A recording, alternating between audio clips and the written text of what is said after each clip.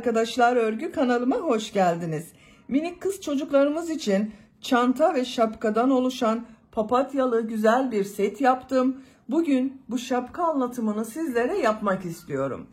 Bu çanta anlatımını ben daha önce yaptım. YouTube kanalıma yükledim arkadaşlar. Hem kolay hem de güzel, bakın gördüğünüz gibi. Siz de bunun gibi bir çanta yapmak isterseniz bu çantanın olduğu YouTube linkini izlediğiniz bu şapka videosunun açıklama bölümüne ekliyorum. Veya YouTube'dan Ece'nin Örgüleri kanalından papatyalı çanta diye aratabilirsiniz. Bakın. Biz bugün bu güzel ve kolay model bebek şapkamızı yapacağız arkadaşlar. Papatyalı model çalıştım. İp kordonların ucuna da minik papatyalar yaptım. Çok kolay ve güzel arkadaşlar. Bakın görüntüsü böyle. 1-2 saat içinde yapıp bitirebilirsiniz bu şapka modelini. Uç bölümü 2 katlı yaptım. Bakın sarı ve beyaz renkli yaptım. Çok güzel oldu. Bebeğin başında nasıl durduğuna da bakalım. Böyle manken bir bebeğim var. Bu bebek baş ölçüsü 3 aylık bebek baş ölçüsüne göre arkadaşlar, bakın şu şekilde takıyorum. Bebeğin boynunun altında bağlıyoruz. Bu ip kordonların ucunda görünen papatyalar da çok güzel oldu. Bakın arkadaşlar, görüntüsü böyle. 3-6 aylık arası bir bebek baş ölçüsüne göre bu şapka anlatımım.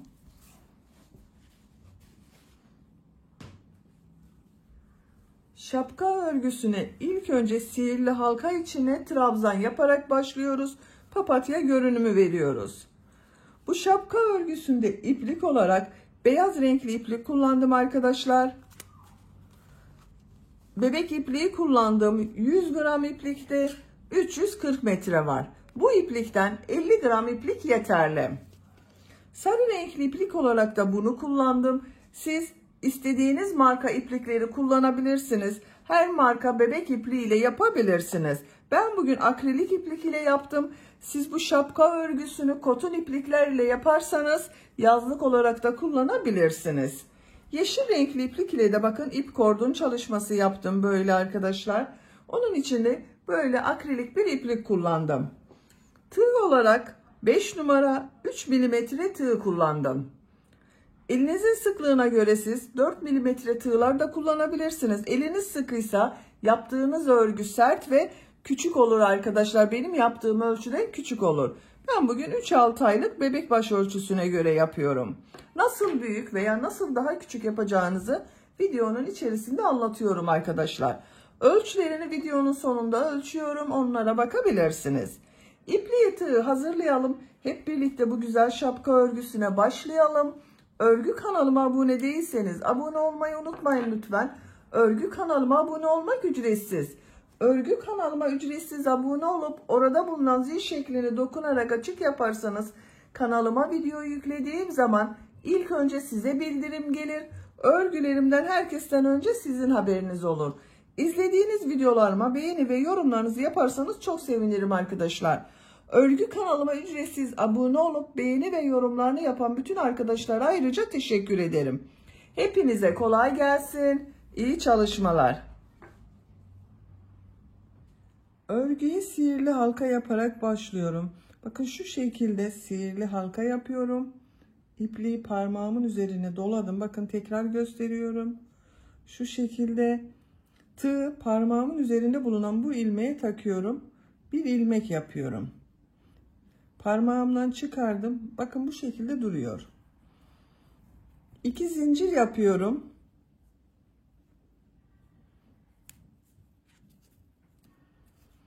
Tığ üzerine iplik alıyorum. Bu sihirli halka içine 12 trabzan yapıyorum. 1 2 3 4 5 6 7 8 9, 10, 11, 12. 12 trabzan yaptım. İplik ucunu çekiyorum. Bakın şu şekilde çekiyorum. Burayı birleştiriyorum. Boşluk kalmadı. Bu ilk yaptığım, bakın şu ilmek ile ilmek kaydırma yaparak sırayı birleştiriyorum. İplik ucunu bakın şu şekilde tutuyorum. Bu bir sıra üzerine 12 trabzan yaptım. 2 zincir yapıyorum. Bu sırada her ilmek üzerine 2 trabzan yapıyorum. Tığ üzerine iplik alıyorum. İlk ilmek üzerine 2 trabzan yapıyorum. Bakın bu 2 zinciri saymıyoruz arkadaşlar. Her ilmek üzerine 2 trabzan yapıyorum.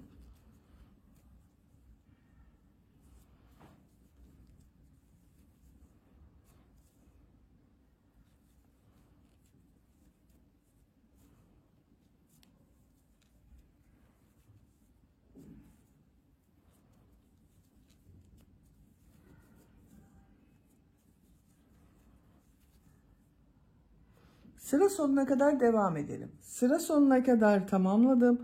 Bu sırada her ilmek üzerine 2 trabzan yaptım. Son ilmeğe de 2 trabzan yaptım. Bu ilmek ile bakın arkadaşlar, 2 zincir yaptığım ilmek ile değil, burada yaptığım trabzan ilmeği ile ilmek kaydırma yaparak sırayı birleştiriyorum. Bu bir sıra üzerinde 24 trabzan oldu. 3. sıradayım. 2 zincir yapıyorum. Tığ üzerine iplik alıyorum. Bu sırada bir çift bir tek, bir çift bir tek trabzan yapıyorum. İlk ilmek üzerine 2 trabzan yapıyorum.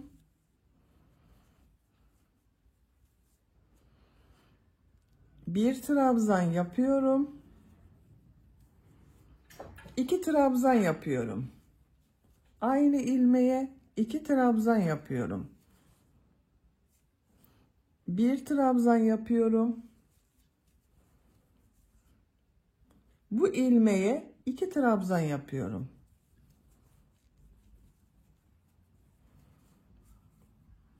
Bir trabzan yapıyorum. Bir çift bir tek, bir çift bir tek yaparak sıra sonuna kadar devam edelim. Sıra sonuna kadar tamamladım. Son ilmeğe bir trabzan yaptım. İlk ilmek ile ilmek kaydırma yaparak sırayı birleştiriyorum. İpliği kestim ben arkadaşlar. Orta bölümü burada bitirdim. İplik içinden çekiyorum. Bakın bu şekilde oldu. Bu sırada bir çift bir tek, bir çift bir tek trabzan yaptık. Bir sıra üzerinde 36 trabzan var. Orta bölümü bitirdim. Şimdi beyaz renkli iplik ile papatyanın yaprak bölümlerini yapıyorum.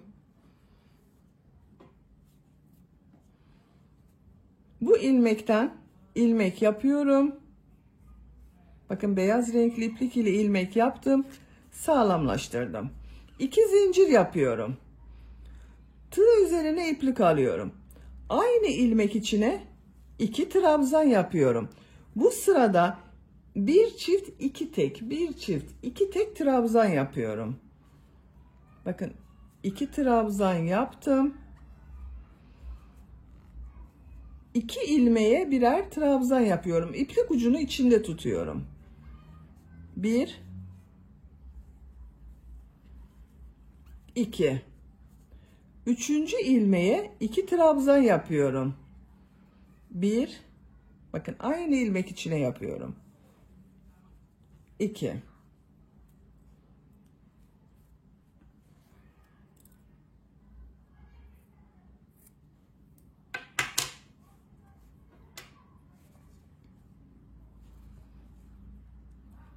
2 trabzan yapıyorum.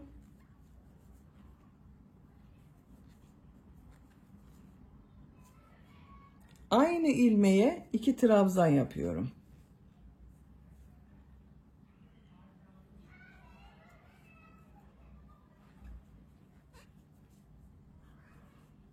İki trabzan yapıyorum.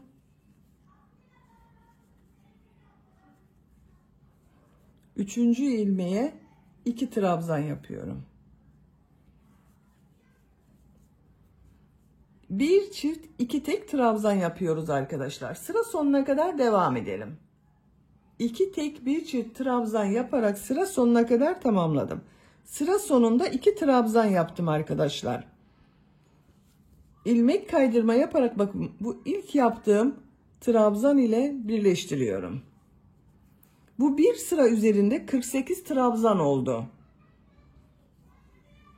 Bu sırada bir trabzanı boşluktan alıp trabzan yapacağız. Arttırmalara devam edeceğiz. 2 zincir yapıyorum. Bakın bu 2 zincir bir trabzan oluyor. İlk trabzanı boşluktan alıyorum. Bakın şu şekilde tığ trabzan boşluğuna takıyorum. İlmek alıp çıkarıyorum. Biraz uzun yapıyorum. Bu şekilde trabzan yaptım. Tığ üzerine iplik alıyorum. Bir trabzan yapıyorum. İkinci ilmeğe 2 trabzan yapıyorum. 1 2. Bakın bir trabzan yaptım. İkinci ilmeğe 2 trabzan yaptım. Bu trabzanı boşluktan alıyorum. Trabzan yapıyorum. Arada arttırmayla birlikte bakın 1 2 3 trabzan oldu. Bir trabzan yapıyorum. Bu ilmeğe 2 trabzan yapıyorum.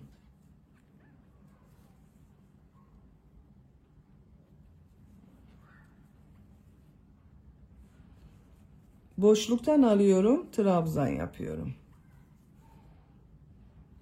Bir trabzan yapıyorum. 2 trabzan yapıyorum.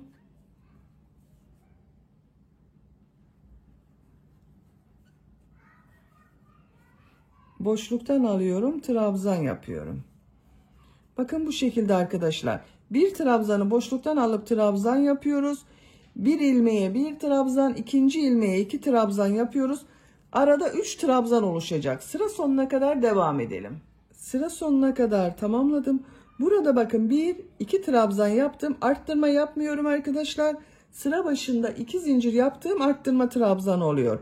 Arada 3 trabzan oluyor. Bakın burada da 3 trabzan olacak. İlmek kaydırma yaparak sırayı birleştiriyorum. 1 2 3 trabzan var bakın. 2 zincir yapıyorum. Bu sırada yine birer arttırma yapacağız. İlk trabzanı boşluktan alıyorum, trabzan yapıyorum. İlk ilmek üzerine bir trabzan yapıyorum. İkinci ilmeğe 2 trabzan yapıyorum.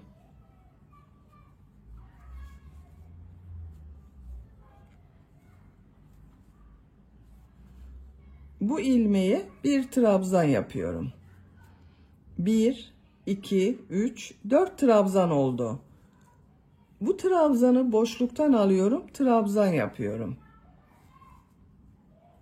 Bir trabzan yapıyorum. Aynı ilmeğe 2 trabzan yapıyorum.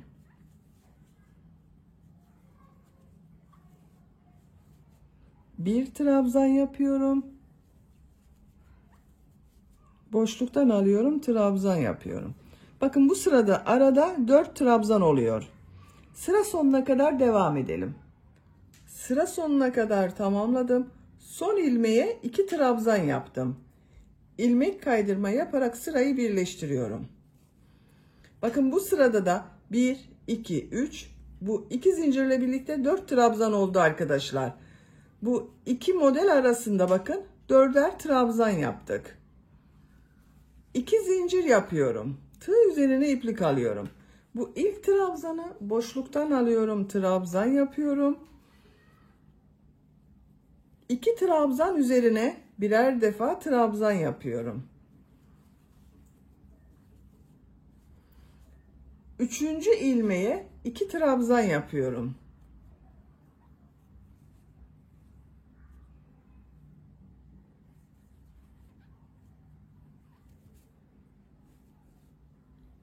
Bu ilmeğe bir trabzan yapıyorum.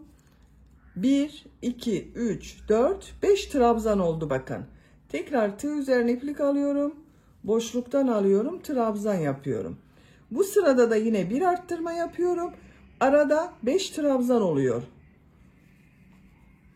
2 trabzan yapıyorum. 3. ilmeğe 2 trabzan yapıyorum.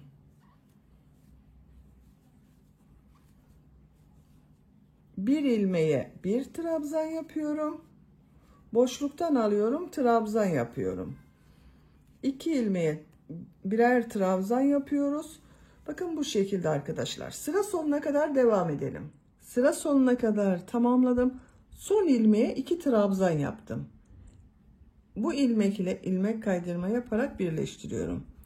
Bakın burada da 2 zincir ile birlikte 1, 2, 3, 4, 5 trabzan oldu arkadaşlar. Arttırmayı burada bitiriyorum ben. Yapacağım ölçü için yeterli. Bakın bu yuvarlağın çapını ölçüyorum arkadaşlar. 12 santimetre genişlik var. Benim yapacağım ölçü için yeterli. Siz biraz büyük olsun istiyorsanız bir sıra daha arttırma yapabilirsiniz. Bu ortada bulunan bakın 2 ilmek üzerine trabzan, 3. ilmeğe arttırma yaparak bu şekilde bir sıra arttırma yapabilirsiniz. Yeni doğan bebek için yapacaksanız da bir sıra önceden bırakabilirsiniz arkadaşlar. Bu ilmeğe ilmek kaydırma yapıyorum. Bir zincir yapıyorum. Tığ üzerine iplik alıyorum. İlk ilmek üzerine trabzan yapıyorum. Bakın bu ilmekten alarak trabzan yapıyorum arkadaşlar. Burada 2 ilmek var bakın.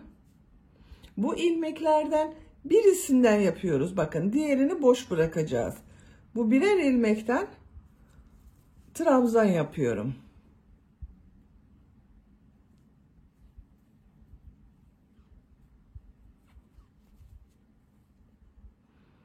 Bu ilmeğe bakın 2 trabzan yapıyorum.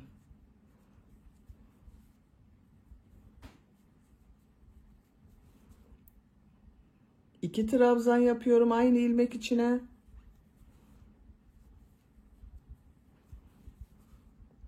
Aynı ilmeğe 2 trabzan yapıyorum.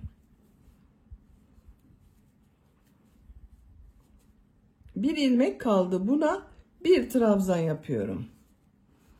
İlk ilmeğe 1 trabzan yaptım. 1, 2, 3 ilmeğe 2 trabzan yaptım. Son ilmeğe yine 1 trabzan yaptım. Bir zincir yapıyorum. Bu boşluktan alarak yaptığım trabzana ilmek kaydırma yapıyorum. Bir zincir yapıyorum. Bir trabzan yapıyorum. 3 ilmeğe 2'şer trabzan yapıyorum.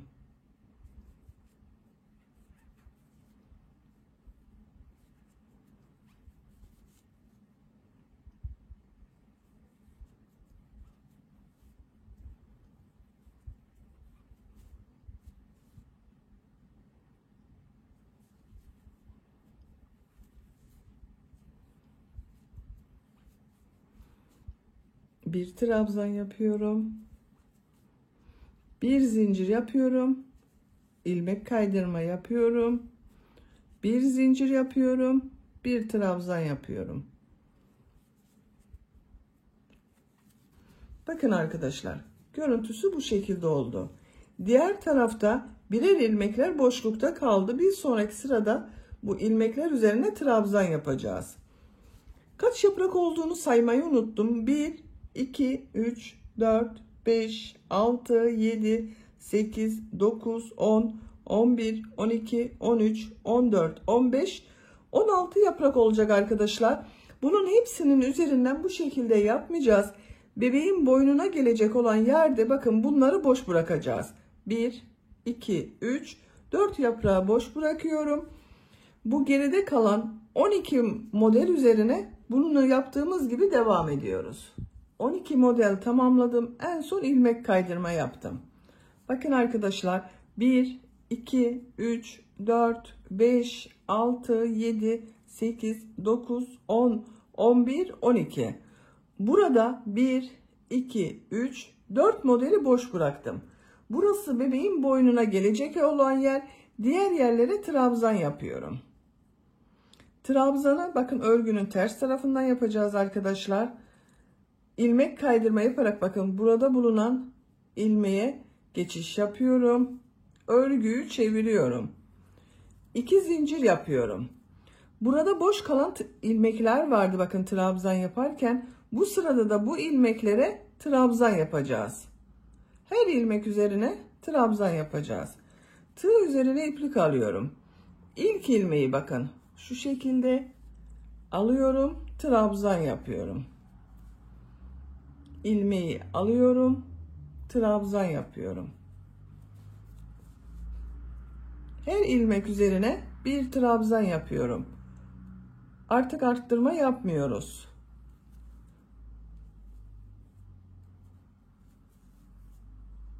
Bakın ilmeklerden alıyorum arkadaşlar.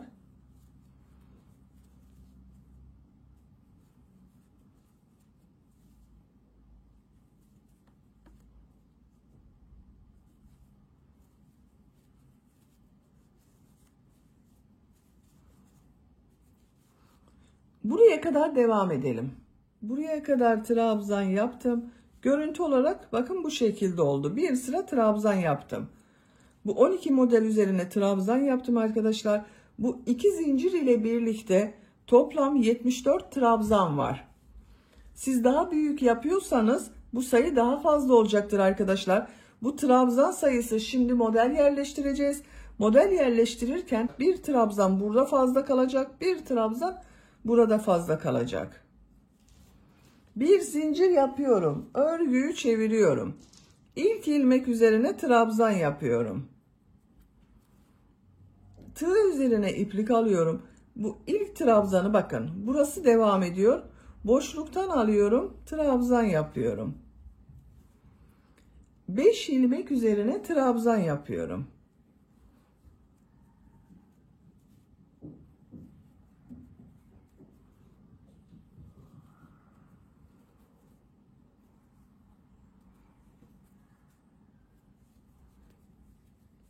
Beş trabzan yaptım. Bu trabzanı boşluktan alıyorum. Trabzan yapıyorum. 5 ilmeğe trabzan yapıyorum.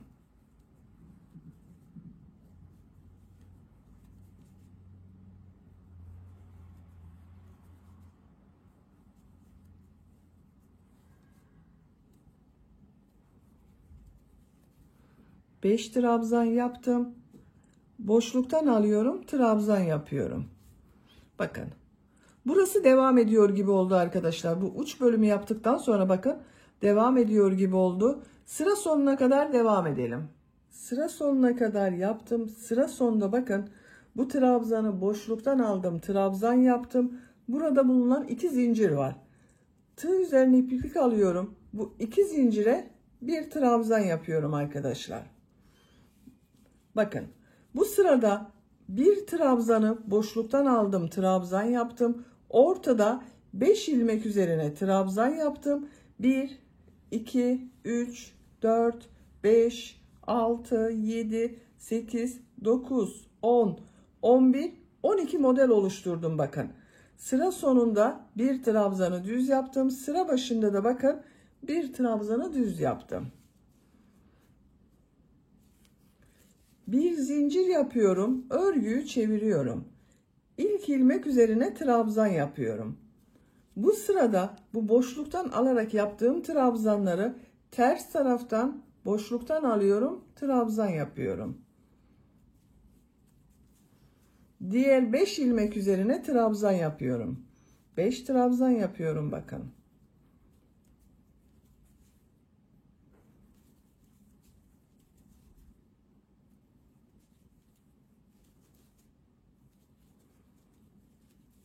Beş trabzan yaptım. Boşluktan alarak yaptığım trabzanı ters taraftan bakın tığı boşluğa takıyorum. Trabzan yapıyorum. 5 trabzan yapıyorum.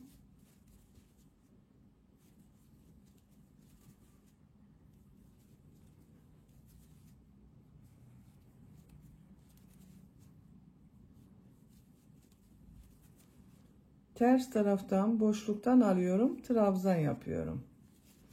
Bakın görüntüsü bu şekilde arkadaşlar. Sıra sonuna kadar devam edelim. Sıra sonuna kadar yaptım. Sıra sonunda yine Bu boşluktan alarak yaptığım trabzanı ters taraftan boşluktan alıyorum, trabzan yapıyorum. Son ilmeğe trabzan yapıyorum. Bakın arkadaşlar, örgünün ters tarafından yaparken de boşluktan aldığımız için devam etti. Bu şekilde devam edecek. Bu kabarık görüntüler örgünün ters tarafından yaparken ters taraftan boşluktan alıp trabzan yapıyoruz. Şimdiki sırada düz taraftan yapacağız. Bir zincir yapıyorum, örgüyü çeviriyorum. İlk ilmeğe trabzan yapıyorum. Boşluktan görünüyor. Bakın, boşluktan alıyorum, trabzan yapıyorum. 5 ilmek üzerine trabzan yapıyorum. Nasıl görüyorsak o şekilde yapıyoruz arkadaşlar. Düz trabzan üzerine düz trabzan yapıyorum. Boşluktan alarak yaptığım trabzanı boşluktan alıyorum, trabzan yapıyorum. Sıra sonuna kadar devam edelim. Bir zincir yapıp geriye dönelim. Şapkanın örgüsü bu şekilde devam edecek arkadaşlar.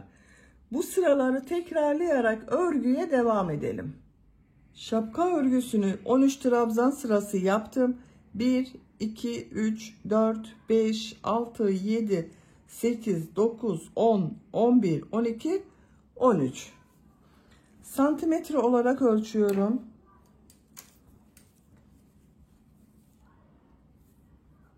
10 santimetre trabzan sırası yaptım arkadaşlar. Benim yapacağım ölçü için bu yükseklik yeterli. Burada bitirmiyorum. Uç bölüme devam ediyorum.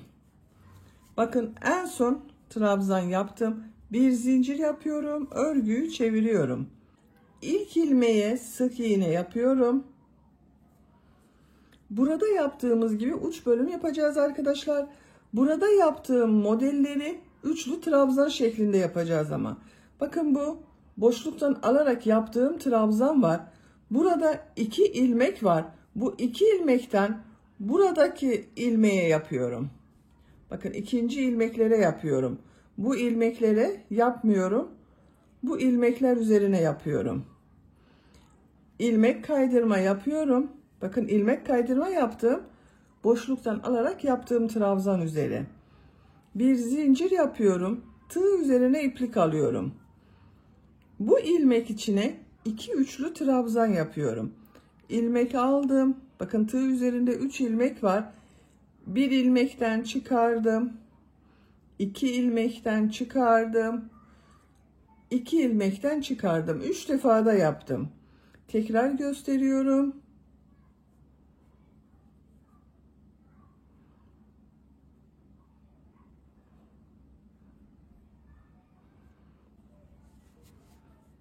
Bir ilmeğe 2 üçlü trabzan yaptım. Tığ üzerine iplik alıyorum. Bu 5 ilmek üzerine ikişer defa üçlü trabzan yapıyoruz arkadaşlar.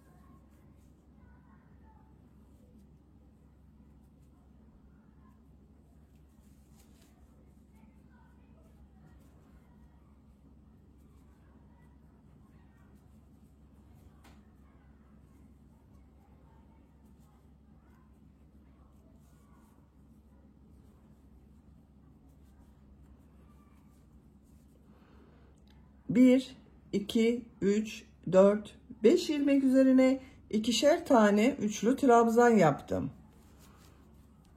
Bir zincir yapıyorum.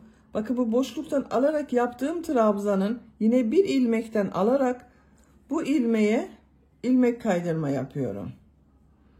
Bir zincir yapıyorum. Burada bulunan 5 ilmek üzerine ikişer defa üçlü trabzan yapıyoruz.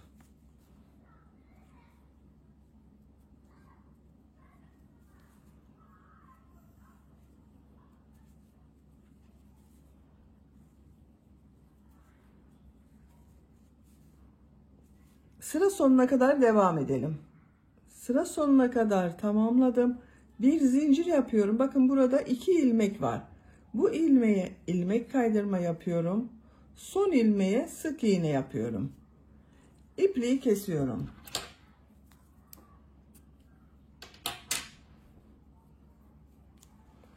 Bakın.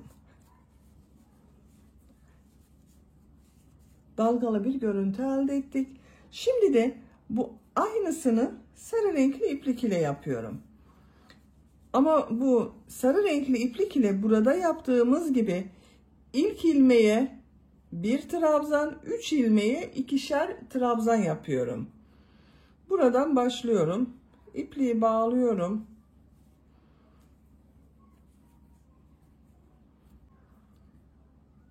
İlmek yapıyorum. Bu boşluktan alarak yaptığım trabzan var. Buna ilmek kaydırma yapıyorum. Bir zincir yapıyorum.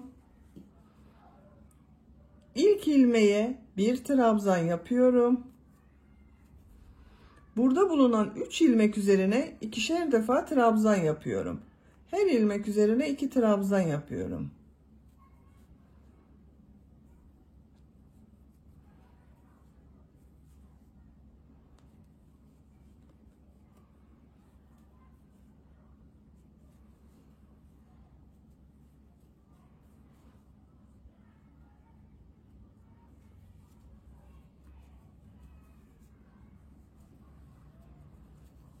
Üç ilmeğe ikişer tane trabzan yaptım.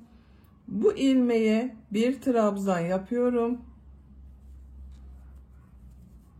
Bir zincir yapıyorum. Boşluktan alarak yaptığım bu trabzana bakın tığ takıyorum. İlmek kaydırma yapıyorum. Bir zincir yapıyorum. Bir trabzan yapıyorum. 3 ilmeğe ikişer trabzan yapıyorum.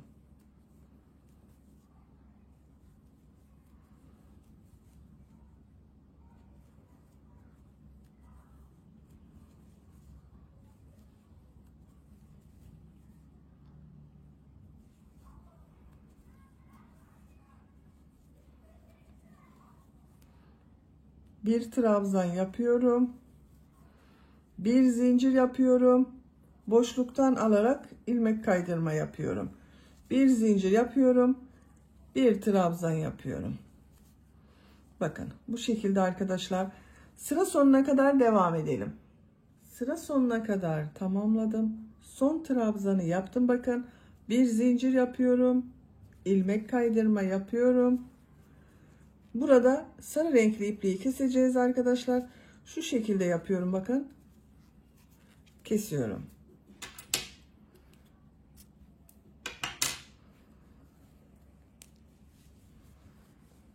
İplik ucunu da bu ilmeklerin arasından çekerek kaybedebilirsiniz.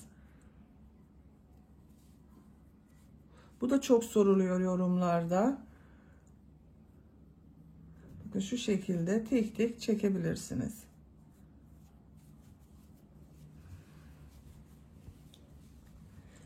Şimdi boyuna gelecek olan yerde beyaz renkli iplik ile sık iğne yapıyorum. Ben bir önceki sırada bakın burada ipliği kestim. Normalde ben bu ipliği kesmeden devam ederim arkadaşlar. Burada bekletirim. Sarı renkli ipliği yapıyorum. Ama bazı arkadaşlar ipliği burada beklettiğim için şaşırabiliyorlar. Onlar şaşırmasın diye kestim. Siz kesmeden burada bekletebilirsiniz.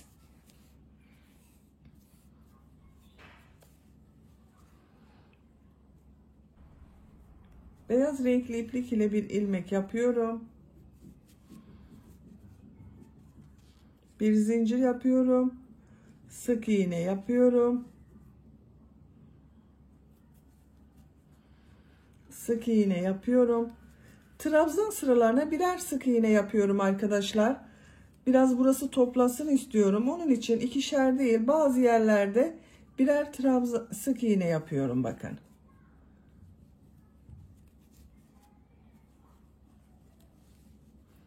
İlmekler üzerine de birer defa sık iğne yapacağız. Buraya kadar devam edelim. Buraya kadar bakın her trabzan sırasına bir sık iğne yaptım. Bu ilk ilmeğe sık iğne yapıyorum. sık iğne yaparak devam ediyorum. Sıra sonuna kadar devam edelim. Sıra sonuna kadar bakın boyun çevresinde bir sıra sık iğne yaptım. 2 zincir yapıyorum, örgüyü çeviriyorum. Her ilmek üzerine bir trabzan yapıyorum.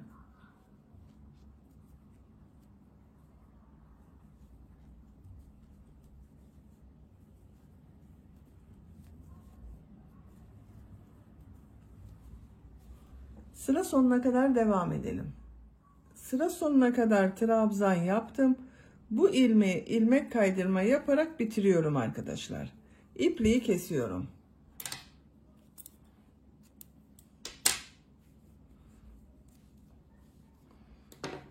Bakın şapkanın örgüsünü tamamladım. Çok güzel papatya şapkamızı tamamladık arkadaşlar.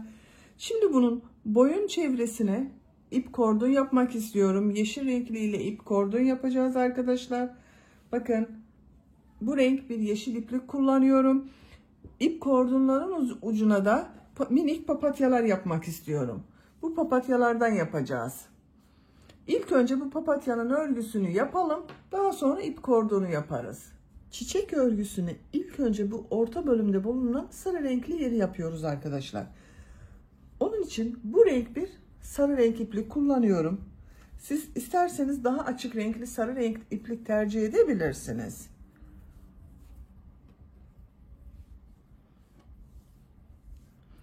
Sihirli halka yapıyorum. Bakın şu şekilde parmağımın üzerine doladım.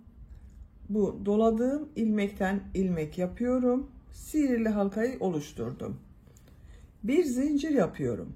Sihirli halka içine 8 sık iğne yapıyorum. Bakın şu şekilde ilmek alıyorum. Bir defa da çıkarıyorum.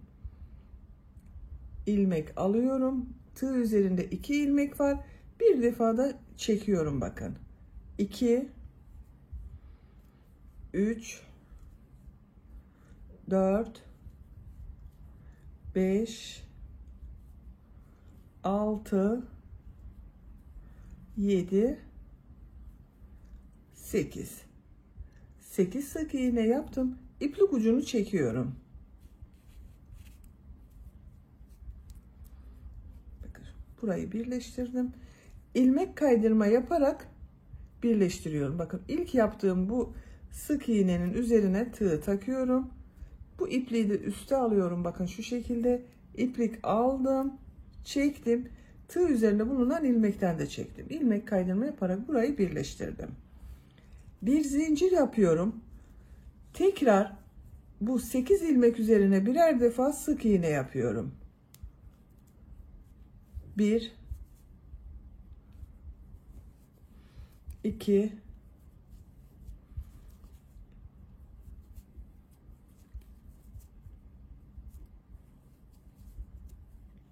her ilmek üzerine bir sık iğne yapıyoruz arkadaşlar.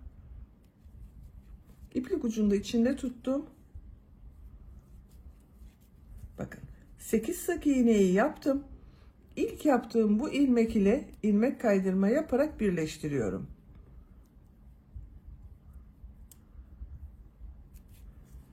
Arttırma yapmadığımız için bakın bu şekilde bir görüntü elde ettik. İpliği kesiyorum.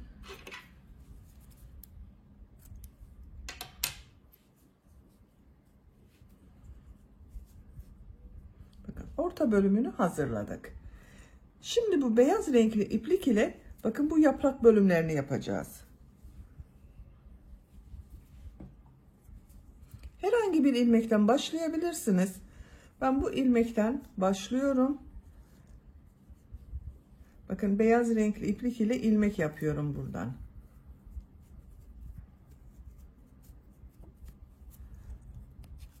Bir zincir yaptım, sağlamlaştırdım. 3 zincir yapıyorum. 1 2 3. Tığ üzerine 2 defa iplik doluyorum. Aynı ilmeğe 2 üçlü trabzan yapıyorum.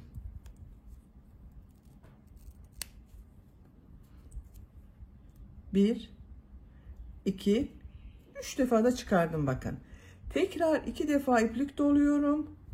Üçlü trabzan yapıyorum. 2 üçlü trabzan yaptım. 3 zincir yapıyorum. Bu bakın aynı ilmek içine ilmek kaydırma yapıyorum.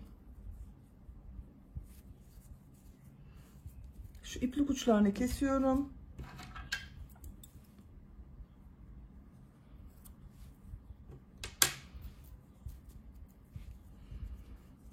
Bakın ilmek kaydırma yaptım. Yaprağın birisini hazırladım. Buraya 8 sık iğne yaptık arkadaşlar. Bu her ilmek üzerine bir yaprak yapacağız. 8 yapraklı çiçek olacak. Papatya olacak. İkinci ilmeğe ilmek kaydırma yaparak geçiş yapıyorum. 3 zincir yapıyorum. 2 defa iplik doluyorum. Üçlü trabzan yapıyorum.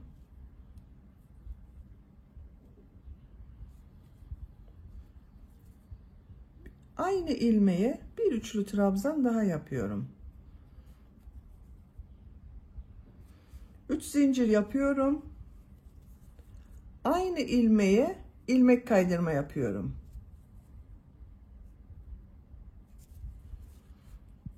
Diğer ilmeğe ilmek kaydırma yaparak geçiyorum. 3 zincir yapıyorum.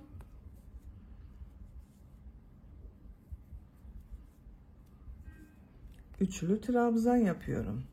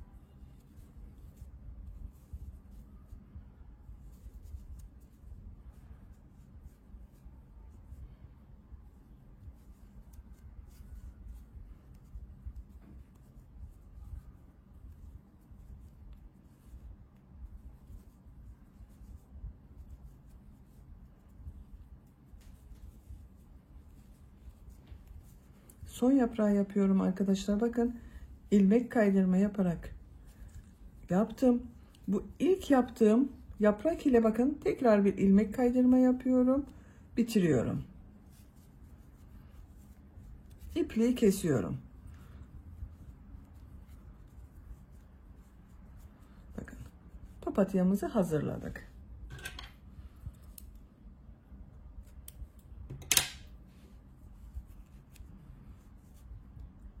Bakın bu şekilde oldu. Çok güzel oldu.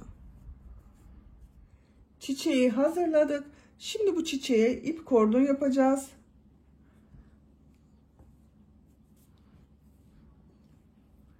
Yine aynı şekilde tığ ile devam ediyorum.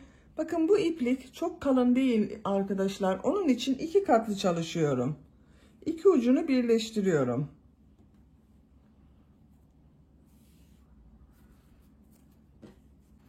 Bu ilmek kaydırma yaptığım bakın buradan bir ilmek yapıyorum yeşil renkli iplik ile.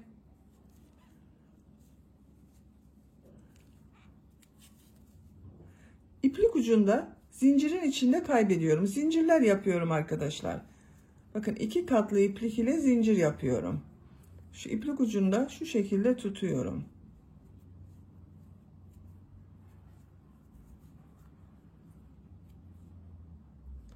Zincir yaparak devam edelim. Zincir örgüsünü tamamladım. Bakın bu şekilde oldu arkadaşlar.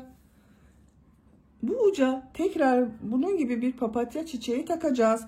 Onu takmadan önce bu şapkanın çevresinden geçireceğiz arkadaşlar. Kaç santimetre yaptığımı ölçüyorum. Bu zincir uzunluğu tercihinize göre daha uzun veya daha kısa da yapabilirsiniz.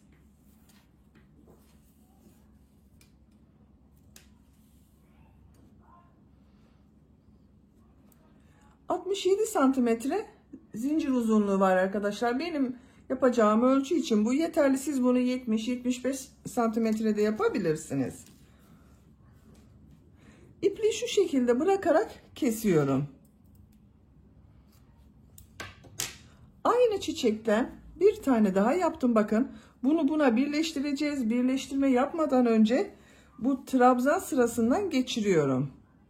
Şu şekilde ilmeği geçirdim, çıkmasın.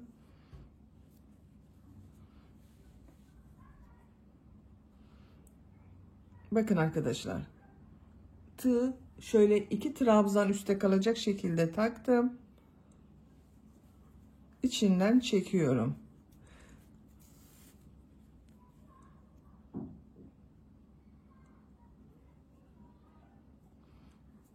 Bir trabzan altta kalıyor, 2 trabzan üstte kalıyor. Tercihinize göre 2-2 de yapabilirsiniz.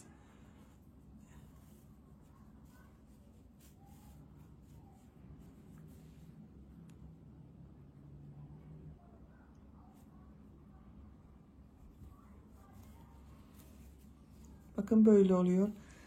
Sıra sonuna kadar takalım. Trabzanlar arasında ip kordonu taktım. Bakın görüntü olarak böyle oldu arkadaşlar. Bu zincirin diğer ucuna bu çiçeği yaptığım gibi çiçeği takıyorum. Bakın hazırladığım bu çiçeği buraya ilmek kaydırma yaparak birleştiriyorum. Şu şekilde tığ takıyorum. İplik aldım. İçinden çekiyorum. İpliği kesiyorum.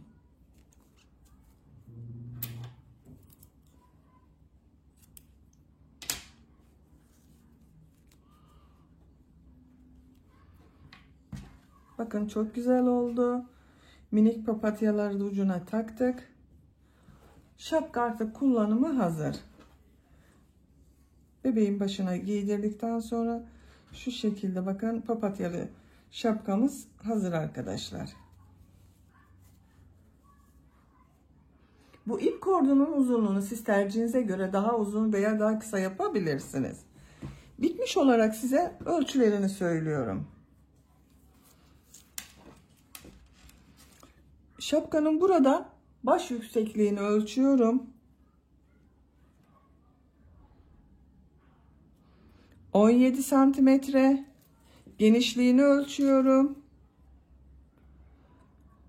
18 santimetre. 3 aylık bebek için yaptım ben bugün bu şapkayı arkadaşlar. Bakın çok güzel oldu. Beni dinlediğiniz ve izlediğiniz için hepinize çok teşekkür ederim. Örgü kanalıma abone değilseniz abone olmayı unutmayın lütfen.